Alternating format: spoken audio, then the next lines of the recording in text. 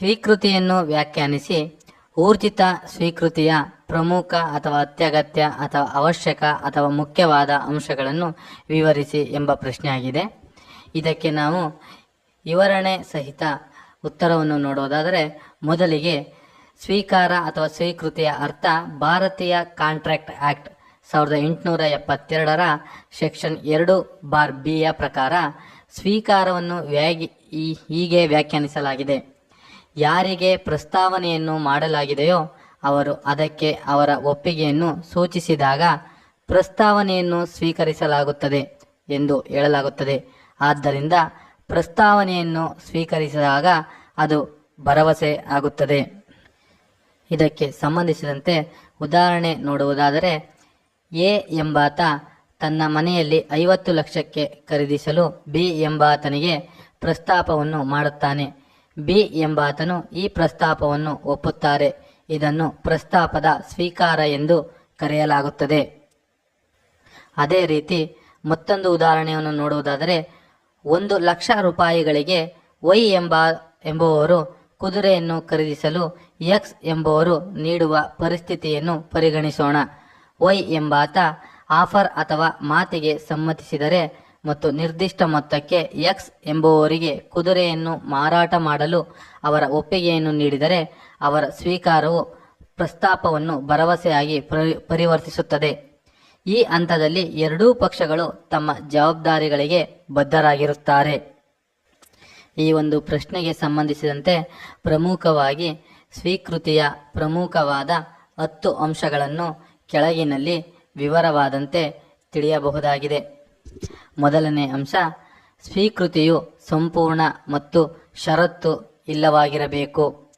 ಇದಕ್ಕೆ ವಿವರಣೆ ನೋಡುವುದಾದರೆ, ಸ್ವೀಕೃತಿಯು ಸಂಪೂರ್ಣ ಮತ್ತು ಷರತ್ತು ಇಲ್ಲವಾಗಿರಬೇಕು ಎಂದು ವಿಭಾಗ 7 ಒತ್ತಿ ಹೇಳುತ್ತದೆ. ಪ್ರಸ್ತಾವನೆಯು ನಿರ್ದಿಷ್ಟ ಸ್ವೀಕಾರ ವಿಧಾನವನ್ನು ಸೂಚಿಸದ ಹೊರತು ಅದನ್ನು ಸ್ಪಷ್ಟವಾಗಿ ಅಥವಾ ಸೂಚ್ಯವಾಗಿ ವ್ಯಕ್ತಪಡಿಸಿರಬೇಕು. ಸ್ವೀಕಾರವನ್ನು ಹೇಗೆ ತಿಳಿಸಬೇಕು ಎಂಬುದನ್ನು ಪ್ರಸ್ತಾವನೆಯು ತಿಳಿಸಿದರೆ ಪ್ರಸ್ತಾವನೆಯನ್ನು ನೀಡುವವರು ತಮ್ಮ ಒಪ್ಪಿಗೆಯನ್ನು ಸೂಚಿಸಲು ಆ ನಿರ್ದಿಷ್ಟ ವಿಧಾನವನ್ನು ಅನುಸರಿಸಬೇಕು. ಯಾರಾದರೂ ಪ್ರಸ್ತಾಪವನ್ನು ಸ್ವೀಕರಿಸಿದಾಗ ಅವರು ಯಾವುದೇ ಷರತ್ತುಗಳನ್ನು ಸೇರಿಸಬಾರದು ಅಥವಾ ಕೊಡುಗೆಯನ್ನು ಬದಲಾಯಿಸಬಾರದು.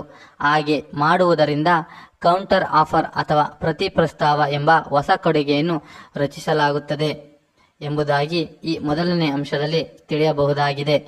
ಇದಕ್ಕೆ ಸಂಬಂಧಿಸಿದಂತೆ ಕೆಲವು ಉದಾಹರಣೆಗಳನ್ನು ಸಹ ನಾವು ತಿಳಿಯಬಹುದಾಗಿದೆ.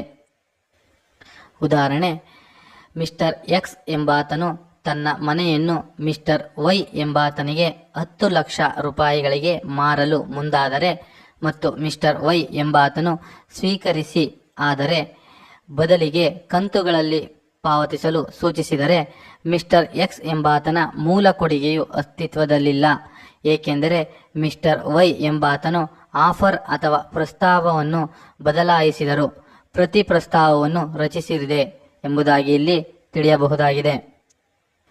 ಊರ್ಜಿತ ಸ್ವೀಕೃತಿಯ ಎರಡನೇ ಪ್ರಮುಖ ಅಂಶವೇನೆಂದರೆ ಸ್ವೀಕೃತಿಯು ನಿಗದಿತ ಕ್ರಮದಲ್ಲಿ ಇರಬೇಕು. ಇದಕ್ಕೆ ವಿವರಣೆ, ಪ್ರಸ್ತಾಪವನ್ನು ಸ್ವೀಕರಿಸುವಾಗ ಸಂವಹನ ವಿಧಾನವು ಪ್ರಸ್ತಾಪದಲ್ಲಿ ನಿರ್ದಿಷ್ಟಪಡಿಸಿದ ವಿಧಾನವನ್ನು ಅನುಸರಿಸಬೇಕು. ಮಾನ್ಯವಾದ ಅಂಗೀಕಾರದ ಅಗತ್ಯತೆಗಳಲ್ಲಿ ಇದು ಒಂದಾಗಿದೆ. ಅಂದರೆ ಪ್ರಸ್ತಾಪವು ನಿರ್ದಿಷ್ಟ ವಿಧಾನವನ್ನು ಉಲ್ಲೇಖಿಸದಿದ್ದರೆ ಸ್ವೀಕಾರವನ್ನು ಸಾಮಾನ್ಯವಾಗಿ ಮತ್ತು ಸಮಂಜಸವಾಗಿ ತಿಳಿಸಬಹುದು. ಆದಾಗ್ಯೂ ಸ್ವೀಕಾರದ ವಿಧಾನವನ್ನು ಪ್ರಸ್ತಾವನೆಯಲ್ಲಿ ಹೇಳಿದ್ದರೆ ಮತ್ತು ಪ್ರಸ್ತಾವನೆದಾರರು ಬೇರೆ ವಿಧಾನವನ್ನು ಬಳಸಿದರೆ ಪ್ರಸ್ತಾಪದಾತರು ಪ್ರಸ್ತಾವವನ್ನು ತಿರಸ್ಕರಿಸಬಹುದು ಅಥವಾ ತಿಳಿಸಬಹುದು. ಕೊಡುಗೆದಾರರಿಂದ ಯಾವುದೇ ಸಂವಹನ ಇಲ್ಲದಿದ್ದರೆ ಅದನ್ನು ಸ್ವೀಕರಿಸಲಾಗಿದೆ ಎಂದು ಪರಿಗಣಿಸಲಾಗುತ್ತದೆ. ಇದಕ್ಕೆ ಸಂಬಂಧಿಸಿದಂತೆ ಕೆಲವು ಉದಾಹರಣೆಗಳನ್ನು ಸಹ ನೋಡಬಹುದಾಗಿದೆ.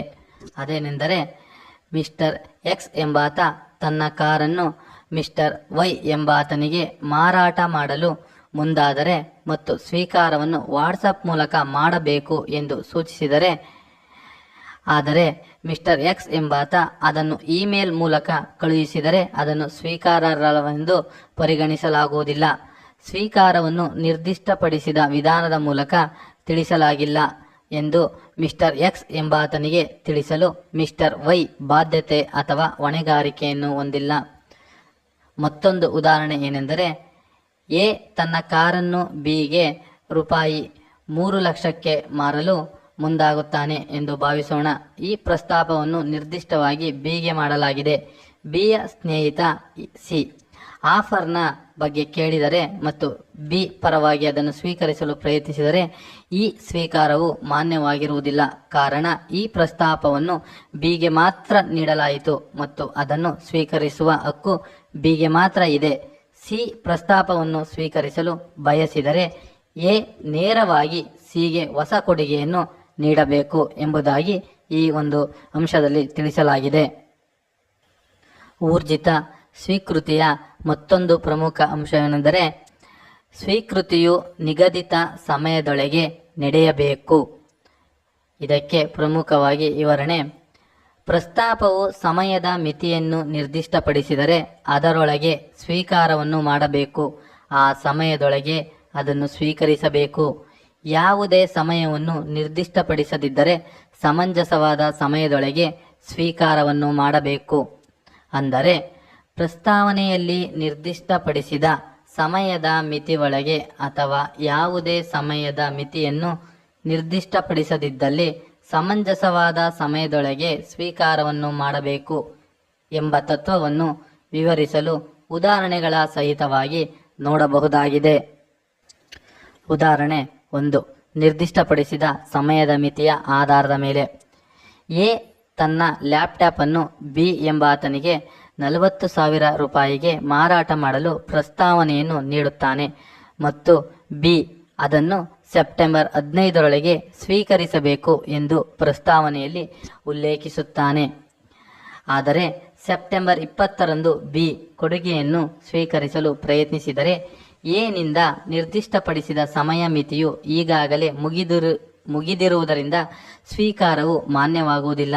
ಸೆಪ್ಟೆಂಬರ್ 15ರ ನಂತರ ಪ್ರಸ್ತಾವನೆಯು ಸ್ವಯಂಚಾಲಿತವಾಗಿ ಕಣ್ಮರೆಯಾಗುತ್ತದೆ ಅಥವಾ ರದ್ದಾಗುತ್ತದೆ ಮತ್ತು ಬಿಯ ತಡವಾದ ಸ್ವೀಕಾರವು ಯಾವುದೇ ಮಾನ್ಯವಾದ ಒಪ್ಪಂದವನ್ನು ರಚಿಸುವುದಿಲ್ಲ ಎಂಬುದಾಗಿ ಇಲ್ಲಿ ತಿಳಿಸುತ್ತದೆ.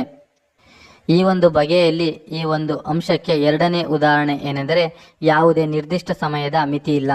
ಇದಕ್ಕೆ ಪ್ರಮುಖವಾಗಿ ನೋಡುವುದಾದರೆ ಬಿ ಎಂಬಾತರು ಕಾರನ್ನು 5,00,000ಕ್ಕೆ ಖರೀದಿಸಲು ಎ ಪ್ರಸ್ತಾವನೆಯನ್ನು ಬಿಗೆ ಕಳಿಸುತ್ತದೆ.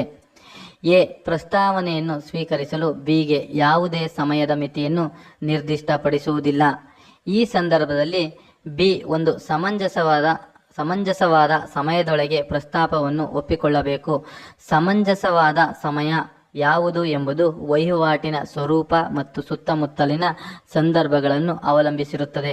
ಉದಾಹರಣೆಗೆ ಬಿ ಪ್ರತಿಕ್ರಿಯಿಸಲು 6 ತಿಂಗಳುಗಳನ್ನು ತೆಗೆದುಕೊಂಡರೆ ಇದನ್ನು ಅಸಮಂಜಸವಾಗಿ ದೀರ್ಘಾವಧಿ ಎಂದು ಪರಿಗಣಿಸಬಹುದು ಮತ್ತು ಎ ಬಿಯ ಸ್ವೀಕಾರಕ್ಕೆ ಬದ್ಧವಾಗಿರುವುದಿಲ್ಲ. ಕೆಲವು ದಿನಗಳು ಮತ್ತು ವಾರಗಳಲ್ಲಿ ಬಿ ಸ್ವೀಕರಿಸಿದರೆ ಅದನ್ನು ಸಮಂಜಸವೆಂದು ಪರಿಗಣಿಸಬಹುದು ಮತ್ತು ಸ್ವೀಕಾರವು ಮಾನ್ಯವಾಗಿರುತ್ತದೆ ಎಂಬುದಾಗಿ ಈ ಒಂದು ಅಂಶಕ್ಕೆ ಈ ರೀತಿ ಉದಾಹರಣೆಗಳ ಸಹಿತ ತಿಳಿಯಬಹುದಾಗಿದೆ. ಊರ್ಜಿತ ಸ್ವೀಕೃತಿಯ ಮತ್ತೊಂದು ಪ್ರಮುಖ ಅಂಶವೆಂದರೆ 4ನೇ ಅಂಶ, ಸ್ವೀಕೃತಿಯು ಭರವಸೆಯನ್ನು ಪೂರೈಸುವ ಉದ್ದೇಶ ಹೊಂದಿರಬೇಕು ಎಂಬುದಾಗಿ ತಿಳಿಸುತ್ತದೆ. ಇದರ ವಿವರಣೆಯನ್ನು ನೋಡುವುದಾದರೆ ಸ್ವೀಕಾರವು ಪ್ರಸ್ತಾವನೆಯಲ್ಲಿ ನಿರ್ದಿಷ್ಟಪಡಿಸಿದ ಕಟ್ಟುಪಾಡುಗಳನ್ನು ನಿರ್ವಹಿಸುವ ಪ್ರಸ್ತಾವನೆದಾರರ ನಿಜವಾದ ಉದ್ದೇಶವನ್ನು ಪ್ರತಿಬಿಂಬಿಸಬೇಕು. ಇದು ಪಕ್ಷಗಳ ನಡುವೆ ಬಂಧಿಸುವ ಒಪ್ಪಂದವನ್ನು ರಚಿಸುತ್ತದೆ. ಸ್ವೀಕಾರವು ಮಾನ್ಯವಾಗಿರಲು ಪ್ರಸ್ತಾವನೆಯಲ್ಲಿ ಮಾಡಿದ ಭರವಸೆಯನ್ನು ಪೂರೈಸುವ ಸ್ಪಷ್ಟ ಉದ್ದೇಶವನ್ನು ಪ್ರಸ್ತಾವನೆದಾರರು ಪ್ರದರ್ಶಿಸಬೇಕು. ಇದರರ್ಥ ಸ್ವೀಕಾರವು ಷರತ್ತುಬದ್ಧ ಅಥವಾ ಅಸ್ಪಷ್ಟವಾಗಿರಬಾರದು. ಯಾವುದೇ ಮಾರ್ಪಾಡುಗಳು ಅಥವಾ ಷರತ್ತುಗಳಿಲ್ಲದೆ ಪ್ರಸ್ತಾವನೆಯ ಎಲ್ಲ ನಿಯಮಗಳಿಗೆ ಪ್ರಸ್ತಾವನೆದಾರರು ಒಪ್ಪಿಕೊಳ್ಳಬೇಕು. ಭಾರತೀಯ ಒಪ್ಪಂದ ಕಾಯಿದೆ 1872ರ ಅಡಿಯಲ್ಲಿ ಮಾನ್ಯವಾದ ಸ್ವೀಕಾರದ ಸಂದರ್ಭದಲ್ಲಿ ಭರವಸೆಯನ್ನು ಪೂರೈಸುವ ಉದ್ದೇಶವನ್ನು ವಿವರಿಸುವ ಉದಾಹರಣೆಗಳು ಇಲ್ಲಿವೆ. ಉದಾಹರಣೆ 1. ಎ ಎಂಬಾತನು ತನ್ನ ಕಾರನ್ನು ಬಿಗೆ 5 ಲಕ್ಷಕ್ಕೆ ಮಾರಲು ಮುಂದಾಗಿರುತ್ತಾನೆ. ಬಿ, ನಾನು ನಿಮ್ಮ ಪ್ರಸ್ತಾವನೆಯನ್ನು ಸ್ವೀಕರಿಸುತ್ತೇನೆ ಮತ್ತು ಮುಂದಿನ ವಾರ ಪೂರ್ಣ ಮೊತ್ತವನ್ನು ಪಾವತಿಸುತ್ತೇನೆ ಎಂಬುದಾಗಿ ಹೇಳುತ್ತಾನೆ. ಬಿಯ ಪ್ರತಿಕ್ರಿಯೆಯು ಪ್ರಸ್ತಾವನೆಯ ನಿಖರವಾದ ನಿಯಮಗಳನ್ನು ಒಪ್ಪಿಕೊಳ್ಳುವ ಮೂಲಕ ಭರವಸೆಯನ್ನು ಪೂರೈಸುವ ಉದ್ದೇಶವನ್ನು ಸ್ಪಷ್ಟವಾಗಿ ಸೂಚಿಸುತ್ತದೆ. ಇದು ಮಾನ್ಯವಾದ ಸ್ವೀಕಾರವನ್ನು ರೂಪಿಸುತ್ತದೆ. ಇದಕ್ಕೆ ಮತ್ತೊಂದು ಉದಾಹರಣೆ ಎಂದರೆ, ಎ ಎಂಬಾತನು ತನ್ನ ಮನೆಯಲ್ಲಿ ಬಿಗೆ 50,000ಕ್ಕೆ ಮಾರಾಟ ಮಾಡುವುದಾಗಿ ಪ್ರಸ್ತಾವನೆಯನ್ನು ನೀಡುತ್ತಾನೆ. ಬಿ ಪ್ರತಿಕ್ರಿಯಿಸುತ್ತಾನೆ, ನಾನು ಸ್ವೀಕರಿಸುತ್ತೇನೆ, ಆದರೆ ನೀವು ಬೆಲೆಯನ್ನು 45,000ಕ್ಕೆ ಇಳಿಸಿದರೆ ಮಾತ್ರ. ಬಿಯ ಪ್ರತಿಕ್ರಿಯೆಯು ಹೊಸ ಷರತ್ತನ್ನು ಪರಿಚಯಿಸುತ್ತದೆ. ಇದು ಬಿ ಪ್ರಸ್ತಾವನೆಯ ಮೂಲ ನಿಯಮಗಳಿಗೆ ಸಂಪೂರ್ಣವಾಗಿ ಬದ್ಧವಾಗಿಲ್ಲ ಎಂದು ಸೂಚಿಸುತ್ತದೆ. ಇದು ಮಾನ್ಯವಾದ ಸ್ವೀಕಾರವಲ್ಲ, ಆದರೆ ಕೌಂಟರ್ ಆಫರ್ ಅಥವಾ ಪ್ರತಿ ಪ್ರಸ್ತಾವನೆ ಆಗಿದೆ. ಒಂದು ವೇಳೆ ಪ್ರತಿ ಪ್ರಸ್ತಾವನೆಗೆ ಎರಡೂ ಪಕ್ಷಗಳು ಒಪ್ಪಿದರೆ ಇಲ್ಲಿ ಮಾನ್ಯವಾದ ಸ್ವೀಕಾರವನ್ನು ರೂಪಿಸುತ್ತದೆ ಎಂಬುದಾಗಿ ಈ ಒಂದು ಉದಾಹರಣೆಗಳ ಸಮೇತ ತಿಳಿಯಬಹುದಾಗಿದೆ. ಊರ್ಜಿತ ಸ್ವೀಕೃತಿಯ ಪ್ರಮುಖ ಅಂಶಗಳ 5ನೇ ಅಂಶ ಏನೆಂದರೆ, ಸ್ವೀಕೃತಿಯನ್ನು ಪ್ರಸ್ತಾಪಿಸುವವರು ಸ್ವೀಕರಿಸಬೇಕು ಅಥವಾ ಅವರ ಅಧಿಕೃತ ಏಜೆಂಟ್ ಮಾತ್ರ ಸ್ವೀಕರಿಸಬೇಕು ಎಂಬುದಾಗಿ ತಿಳಿಸುತ್ತದೆ. ಇದಕ್ಕೆ ವಿವರಣೆಯನ್ನು ನೋಡುವುದಾದರೆ, ಭಾರತೀಯ ಕಾಂಟ್ರಾಕ್ಟ್ ಆಕ್ಟ್ 1872 ಅಡಿಯಲ್ಲಿ ಈ ಅತ್ಯಗತ್ಯ ತತ್ವವು ಪ್ರಸ್ತಾಪವನ್ನು ಮಾಡಿದ ವ್ಯಕ್ತಿ ಮಾತ್ರ ಅದನ್ನು ಸ್ವೀಕರಿಸಬಹುದು ಎಂದು ನಿರ್ದಿಷ್ಟಪಡಿಸುತ್ತದೆ. ಈ ವ್ಯಕ್ತಿಯನ್ನು ಪ್ರಸ್ತಾವನೆದಾರ ಎಂದು ಕರೆಯಲಾಗುತ್ತದೆ. ಪ್ರಸ್ತಾವನೆ ಮಾಡುವವರು ಅಥವಾ ಆಫರ್ ಮಾಡುವ ವ್ಯಕ್ತಿ ಅವರು ಯಾರೊಂದಿಗೆ ಒಪ್ಪಂದಕ್ಕೆ ಪ್ರವೇಶಿಸಲು ಬಯಸುತ್ತಾರೆ ಎಂಬುದನ್ನು ಆಯ್ಕೆ ಮಾಡುವ ಹಕ್ಕನ್ನು ಹೊಂದಿರುತ್ತಾರೆ.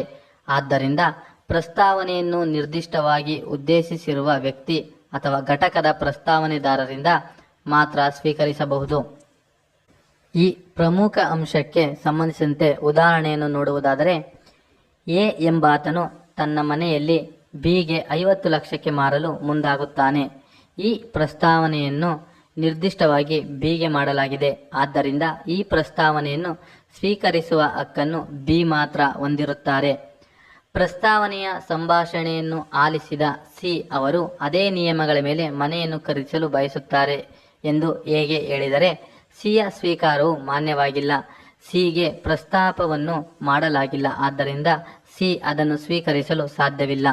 ಮಾನ್ಯವಾದ ಒಪ್ಪಂದಕ್ಕಾಗಿ ಸ್ವೀಕಾರವು ಉದ್ದೇಶಿತ ಪ್ರಸ್ತಾವನೆದಾರರಾದ ಬಿನಿಂದ ಬರಬೇಕು. ಒಂದು ವೇಳೆ ಎ ಎಂಬಾತನು ಬಿಗೆ ಪ್ರಸ್ತಾವನೆ ನೀಡುವಾಗ ಅಂಗೀಕಾರವನ್ನು ನೀನು ಅಥವಾ ನಿನ್ನ ಪ್ರತಿನಿಧಿ ಯಾರಾದರೂ ಸೂಚಿಸಬಹುದೆಂದು ತಿಳಿಸಿದ್ದರೆ ಅದು ಮಾನ್ಯವಾದ ಒಪ್ಪಂದಕ್ಕಾಗಿ ಸ್ವೀಕಾರವಾಗಿದೆ ಎನ್ನಲಾಗಿದೆ ಎಂಬ ಅಂಶ ಈ ಒಂದು ಉದಾಹರಣೆಗಳ ಸಹಿತ ತಿಳಿಸಲಾಗಿದೆ. ಊರ್ಜಿತ ಸ್ವೀಕಾರದ ಮತ್ತೊಂದು ಪ್ರಮುಖ ಅಂಶ 6ನೇ ಅಂಶವಾಗಿದ್ದು, ಅದೇನೆಂದರೆ ಸ್ವೀಕಾರವು ಪ್ರಸ್ತಾವನೆಯ ಹಿಂತೆಗೆದುಕೊಳ್ಳುವಿಕೆಗೆ ಮುಂಚಿತವಾಗಿರಬೇಕು ಎಂಬುದಾಗಿ ತಿಳಿಸುತ್ತದೆ. ಇದರ ವಿವರಣೆಯನ್ನು ನೋಡುವುದಾದರೆ, ಪ್ರಸ್ತಾವನೆಯನ್ನು ಅಥವಾ ಕೊಡುಗೆಯನ್ನು ನೀಡುವವರು ಪ್ರಸ್ತಾವನೆಯನ್ನು ಹಿಂತೆಗೆದುಕೊಳ್ಳುವ ಮೊದಲು ಸ್ವೀಕಾರವು ಸಂಭವಿಸಿರಬೇಕು. ಒಮ್ಮೆ ಪ್ರಸ್ತಾವವನ್ನು ಹಿಂತೆಗೆದುಕೊಂಡರೆ ಅದನ್ನು ಇನ್ನು ಮುಂದೆ ಸ್ವೀಕರಿಸಲಾಗುವುದಿಲ್ಲ. ಇದಕ್ಕೆ ಸಂಬಂಧಿಸಿದಂತೆ ಉದಾಹರಣೆಯನ್ನು ನೋಡುವುದಾದರೆ, ಎ ಎಂಬಾತನು ತನ್ನ ಮನೆಯನ್ನು ಮಾರುವುದಾಗಿ ಬಿ ಎಂಬಾತನಿಗೆ ಪ್ರಸ್ತಾವನೆಯನ್ನು ನೀಡುತ್ತಾನೆ. ತದನಂತರದ ಕೆಲವು ಸಮಯ ಅಥವಾ ದಿನಗಳ ನಂತರ ಬಿ ಪ್ರಸ್ತಾವನೆಯನ್ನು ಸ್ವೀಕರಿಸುವ ಮೊದಲೇ ಎ ಎಂಬ ಆತನು ಪ್ರಸ್ತಾವನೆಯನ್ನು ಹಿಂತೆಗೆದುಕೊಳ್ಳುವಿಕೆ ಬಗ್ಗೆ ಸೂಚಿಸುತ್ತಾನೆ. ಇಲ್ಲಿ ಎ ಎಂಬಾತನ ಪ್ರಸ್ತಾವನೆಯ ಹಿಂತೆಗೆದುಕೊಳ್ಳುವಿಕೆಯ ಮುಂಚಿತವಾಗಿ ಸ್ವೀಕಾರ ನಡೆದಿದ್ದರೆ ಅದೊಂದು ಮಾನ್ಯ ಒಪ್ಪಂದವಾಗಿರುತ್ತದೆ ಎಂಬುದಾಗಿ ಉದಾಹರಣೆಯ ಸಹಿತ ತಿಳಿಯಬಹುದಾಗಿದೆ. ಊರ್ಜಿತ ಸ್ವೀಕೃತಿಯ ಮತ್ತೊಂದು ಪ್ರಮುಖ ಅಂಶ ಎಂದರೆ 7ನೇ ಅಂಶ, ಕಾನೂನಾತ್ಮಕ ಸಾಮರ್ಥ್ಯವನ್ನು ಪಕ್ಷಗಳು ಹೊಂದಿರಬೇಕು ಎಂಬುದಾಗಿ ತಿಳಿಸುತ್ತದೆ. ವಿವರಣೆಯನ್ನು ನೋಡುವುದಾದರೆ, ಒಪ್ಪಂದಕ್ಕೆ ಪ್ರವೇಶಿಸಲು ಕೊಡುಗೆದಾರರು ಅಥವಾ ಪ್ರಸ್ತಾವನೆದಾರರು ಕಾನೂನು ಸಾಮರ್ಥ್ಯವನ್ನು ಹೊಂದಿರಬೇಕು. ಕೊಡುಗೆದಾರರಿಗೆ ಕಾನೂನು ಸಾಮರ್ಥ್ಯದ ಕೊರತೆ ಇದ್ದರೆ ಸ್ವೀಕಾರವು ಮಾನ್ಯವಾಗಿಲ್ಲ. ಕಾನೂನು ಸಾಮರ್ಥ್ಯದ ಕೊರತೆಗೆ ಉದಾಹರಣೆ ಅಲ್ಪಸಂಖ್ಯಾತರು, ಹುಚ್ಚುತನರು ಇತ್ಯಾದಿ ವ್ಯಕ್ತಿಗಳಾಗಿರುತ್ತಾರೆ. ಇದಕ್ಕೆ ಸಂಬಂಧಿಸಿದಂತೆ ಉದಾಹರಣೆಯನ್ನು ನೋಡುವುದಾದರೆ, 17 ವರ್ಷದ ಹದಿಹರೆಯದ ರವಿ ಡೀಲರ್ಶಿಪ್ನಿಂದ ಕಾರನ್ನು ಖರೀದಿಸುವ ಒಪ್ಪಂದಕ್ಕೆ ಸಹಿ ಹಾಕುತ್ತಾನೆ ಎಂದು ಭಾವಿಸೋಣ.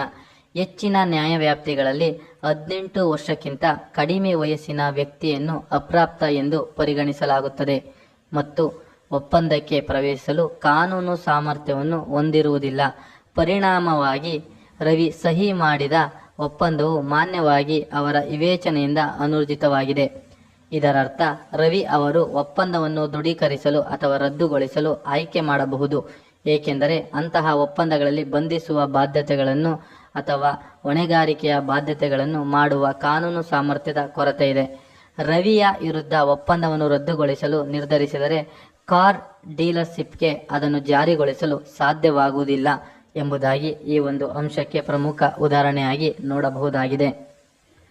ಊರ್ಜಿತ ಸ್ವೀಕೃತಿಯ ಮತ್ತೊಂದು ಪ್ರಮುಖ ಅಂಶ 8ನೇ ಅಂಶವಾಗಿದ್ದು ಅದೇನೆಂದರೆ ಸ್ವೀಕೃತಿಯು ಮೌನದಿಂದ ಮಾನ್ಯವಾಗುವುದಿಲ್ಲ ಎಂಬುದಾಗಿದೆ. ಇದರ ವಿವರಣೆಯನ್ನು ನೋಡುವುದಾದರೆ, ಕೆಲವು ಮೌನವನ್ನು ಮಾನ್ಯ ಸ್ವೀಕಾರವೆಂದು ಪರಿಗಣಿಸಲಾಗುವುದಿಲ್ಲ, ಮೌನವನ್ನು ಸ್ವೀಕಾರವೆಂದು ಪರಿಗಣಿಸಲಾಗುತ್ತದೆ ಎಂದು ಆಫರ್ ನೀಡುವವರು ಹೇಳಲು ಸಾಧ್ಯವಿಲ್ಲ. ಅಂದರೆ ಮೌನವು ಒಂದು ನಿಗದಿತ ಅಥವಾ ಪ್ರಮಾಣಿತ ಸ್ವೀಕಾರ ರೂಪವಾಗಿರುವುದಿಲ್ಲ, ಏಕೆಂದರೆ ಅದು ಸಾಬೀತುಪಡಿಸಲು ಕಾರ್ಯಸಾಧ್ಯವಲ್ಲ. ಇದಕ್ಕೆ ನಾವು ಒಂದು ಉದಾಹರಣೆಯನ್ನು ನೋಡುವುದಾದರೆ, ಬೈಕ್ ಕಂಪನಿಯಿಂದ ಉದ್ಯೋಗದ ಪ್ರಸ್ತಾಪವನ್ನು ಸ್ವೀಕರಿಸುತ್ತಾರೆ. ಇದು ಸಂಬಳ, ಸ್ಥಾನ ಮತ್ತು ಪ್ರಾರಂಭದ ದಿನಾಂಕದ ವಿವರಗಳನ್ನು ಒಳಗೊಂಡಿರುತ್ತದೆ. ಬೈಕ್ ಕಂಪನಿ ಪ್ರಸ್ತಾಪಕ್ಕೆ ಪ್ರತಿಕ್ರಿಯಿಸದಿದ್ದರೆ ಅವರ ಮೌನವು ಅವರು ಕೆಲಸವನ್ನು ಒಪ್ಪಿಕೊಂಡಿದ್ದಾರೆ ಎಂದು ಅರ್ಥವಲ್ಲ. ಒಪ್ಪಂದವನ್ನು ರೂಪಿಸಲು ಬರವಣಿಗೆಯಲ್ಲಿ ಅಥವಾ ಮೌಖಿಕವಾಗಿ ಒಪ್ಪಿಕೊಳ್ಳುವ ಮೂಲಕ ಅವಳು ತನ್ನ ಸ್ವೀಕಾರವನ್ನು ಸ್ಪಷ್ಟವಾಗಿ ತಿಳಿಸಿರಬೇಕು ಎಂಬ ಆಧಾರದ ಉದಾಹರಣೆಯನ್ನು ಇಲ್ಲಿ ನಾವು ತಿಳಿಯಬಹುದಾಗಿದೆ. ಊರ್ಜಿತ ಪ್ರಸ್ತಾವನೆಯ ಪ್ರಮುಖ ಅಂಶಗಳ 9ನೇ ಅಂಶವೇನೆಂದರೆ ಪ್ರಸ್ತಾವನೆ ಅವಧಿ ಮುಗಿಯುವ ಮೊದಲು ಸ್ವೀಕೃತಿ. ಈ ಒಂದು ಅಂಶಕ್ಕೆ ಸಂಬಂಧಿಸಿದಂತೆ ವಿವರಣೆಯನ್ನು ನೋಡುವುದಾದರೆ, ಪ್ರಸ್ತಾವನೆಯ ಅವಧಿ ಮುಗಿಯುವ ಮೊದಲು ಅಥವಾ ಹಿಂತೆಗೆದುಕೊಳ್ಳುವ ಮೊದಲು ಸ್ವೀಕಾರ ಸಂಭವಿಸಿರಬೇಕು. ನಿರ್ದಿಷ್ಟಪಡಿಸದ ಹೊರತು ಪ್ರಸ್ತಾವನೆ ಅನಿರ್ದಿಷ್ಟ ಅವಧಿವರೆಗೆ ಮಾನ್ಯವಾಗಿರುವುದಿಲ್ಲ. ಈ ಒಂದು ಅಂಶಕ್ಕೆ ಪ್ರಮುಖವಾದ ಉದಾಹರಣೆಗಳನ್ನು ನೋಡುವುದಾದರೆ, ಸರಕುಗಳ ಮೇಲೆ ಖರೀದಿ ಕೊಡುಗೆ ಅಂಶದ ಮೇಲೆ ನೋಡುವುದಾದರೆ, ಅಲೆಕ್ಸ್ ಎಂಬಾತ ತನ್ನ ಬೈಸೈಕಲ್ನನ್ನು ಬೆನ್ಗೆ 5,000ಕ್ಕೆ ಮಾರಾಟ ಮಾಡಲು ಪ್ರಸ್ತಾವನೆಯ 48 ಗಂಟೆಗಳವರೆಗೆ ಮಾನ್ಯವಾಗಿರುತ್ತದೆ. ಬೆನ್ ಪ್ರಸ್ತಾವನೆಯನ್ನು ಸ್ವೀಕರಿಸಲು ನಿರ್ಧರಿಸಿರುತ್ತಾನೆ, ಆದರೆ 50 ಗಂಟೆಗಳ ನಂತರ ಮಾತ್ರ ಪ್ರತಿಕ್ರಿಯಿಸುತ್ತಾನೆ. ಪ್ರಸ್ತಾವನೆಯ ಅವಧಿ ಮುಗಿದ ನಂತರ ಬೆನ್ನ ಸ್ವೀಕಾರ ಸಂಭವಿಸಿದ ಕಾರಣ ಅದು ಮಾನ್ಯವಾಗಿಲ್ಲ ಮತ್ತು ಪ್ರಸ್ತಾವನೆ ಮಾಡಿದ ಬೆಲೆಗೆ ಬೈಸೈಕಲ್ ಅನ್ನು ಮಾರಾಟ ಮಾಡಲು ಅಲೆಕ್ಸ್ ಬಾಧ್ಯತೆ ಅಥವಾ ಹೊಣೆಗಾರಿಕೆಯನ್ನು ಹೊಂದಿಲ್ಲ ಎಂಬುದಾಗಿ ಈ ಒಂದು ಉದಾಹರಣೆಯಲ್ಲಿ ತಿಳಿಯಬಹುದಾಗಿದೆ. ಊರ್ಜಿತ ಸ್ವೀಕೃತಿಯ ಪ್ರಮುಖ 10ನೇ ಅಂಶವೇನೆಂದರೆ ಪ್ರಸ್ತಾವನೆಯ ಜ್ಞಾನವನ್ನು ಹೊಂದಿರಬೇಕು ಎಂಬುದಾಗಿ ತಿಳಿಸುತ್ತದೆ. ಇದರ ಬಗ್ಗೆ ವಿವರಣೆಯನ್ನು ನೋಡುವುದಾದರೆ, ಸ್ವೀಕಾರದ ಸಮಯದಲ್ಲಿ ಕೊಡುಗೆಯನ್ನು ಅಥವಾ ಪ್ರಸ್ತಾವನೆಯನ್ನು ನೀಡುವವರು ಪ್ರಸ್ತಾವನೆಯ ಜ್ಞಾನವನ್ನು ಹೊಂದಿರಬೇಕು. ಕೊಡುಗೆದಾರರಿಗೆ ಪ್ರಸ್ತಾವನೆದಾರರಿಗೆ ತಿಳಿದಿಲ್ಲದ ಪ್ರಸ್ತಾಪವನ್ನು ಸ್ವೀಕರಿಸುವುದು ಮಾನ್ಯವಾಗಿಲ್ಲ. ಮಾನ್ಯವಾದ ಸ್ವೀಕಾರಕ್ಕೆ ಕೊಡುಗೆಯ ಅಥವಾ ಪ್ರಸ್ತಾವನೆಯ ಜ್ಞಾನವು ಮೂಲಭೂತ ಅವಶ್ಯಕವಾಗಿದೆ. ಕೊಡುಗೆಯನ್ನು ಸ್ವೀಕರಿಸುವ ಸಮಯದಲ್ಲಿ ಪ್ರಸ್ತಾವನೆಯ ಬಗ್ಗೆ ತಿಳಿದಿರಬೇಕು. ಪ್ರಸ್ತಾಪದ ಜ್ಞಾನವಿಲ್ಲದೆ ಯಾವುದೇ ಸ್ವೀಕಾರವೂ ಇರುವುದಿಲ್ಲ, ಏಕೆಂದರೆ ಕೊಡುಗೆದಾರನು ಅಸ್ತಿತ್ವದಲ್ಲಿಲ್ಲದೆ ಎಂದು ತಿಳಿಯದೆ ಇರುವ ಅಂಶಗಳನ್ನು ಸ್ವೀಕರಿಸಲು ಸಾಧ್ಯವಿಲ್ಲ. ಈ ಒಂದು ಅಂಶಕ್ಕೆ ಒಂದು ಪ್ರಕರಣವನ್ನು ನೋಡುವುದಾದರೆ, ಪ್ರಮುಖ ಪ್ರಕರಣ ಲಾಲ್ಮನ್ ಶುಕ್ಲಾ ವರ್ಸಸ್ ಗೌರಿ ದತ್ 1913ರ ಪ್ರಕರಣವಾಗಿದ್ದು, ಈ ಒಂದು ಪ್ರಕರಣದಲ್ಲಿ ಅಥವಾ ಈ ಒಂದು ಸಂದರ್ಭದಲ್ಲಿ ಫಿರ್ಯಾದಿ ಪ್ರತಿವಾದಿಯು ತನ್ನ ಕಾಣೆಯಾದ ಅಳಿಯನನ್ನು ಕಂಡುಹಿಡಿದು ಹಿಂತಿರುಗಿಸುವ ಯಾರಿಗಾದರೂ ಬಹುಮಾನ ನೀಡುವ ಪ್ರಸ್ತಾಪವನ್ನು ತಿಳಿದಿರಲಿಲ್ಲ. ಲಾಲ್ಮನ್ ಸೋದರಳಿಯನನ್ನು ಕಂಡು ಹಿಂದಿರುಗಿಸಿದನು, ಆದರೆ ಆ ಸಮಯದಲ್ಲಿ ಬಹುಮಾನದ ಪ್ರಸ್ತಾಪದ ಬಗ್ಗೆ ತಿಳಿದಿರಲಿಲ್ಲ. ಅವರಿಗೆ ಪ್ರಸ್ತಾವನೆಯ ಬಗ್ಗೆ ಜ್ಞಾನವಿಲ್ಲದ ಕಾರಣ ಅವರು ಬಹುಮಾನವನ್ನು ಸ್ವೀಕಾರ ಮಾಡಲು ಸಾಧ್ಯವಾಗಲಿಲ್ಲ. ಪ್ರಸ್ತಾವನೆ ಘೋಷಣೆ ಮಾಡುವಾಗ ಫಿರ್ಯಾದಿದಾರರಿಗೆ ಅದರ ಬಗ್ಗೆ ತಿಳಿದಿರದ ಕಾರಣ ಪ್ರಸ್ತಾವನೆಯನ್ನು ಸ್ವೀಕರಿಸಲಾಗಿಲ್ಲ ಎಂದು ನ್ಯಾಯಾಲಯವು ಅಭಿಪ್ರಾಯಪಟ್ಟಿದೆ. ಹೀಗೆ ಈ ಒಂದು ಪ್ರಮುಖ 10 ಅಂಶಗಳ ಆಧಾರದ ಮೇಲೆ ಪ್ರಸ್ತಾವನೆಯ ವ್ಯಾಖ್ಯಾನದ ಸಹಿತ ಪ್ರಸ್ತಾವನೆಗೆ ಸಂಬಂಧಿಸಿದಂತೆ ಪ್ರಮುಖವಾದ ಅಥವಾ ಅತ್ಯಗತ್ಯವಾದ ಅಥವಾ ಅವಶ್ಯಕ ಅಥವಾ ಮುಖ್ಯವಾದ ಅಂಶಗಳನ್ನು ವಿವರವಾದಂತೆ ತಿಳಿಯಬಹುದಾಗಿದೆ.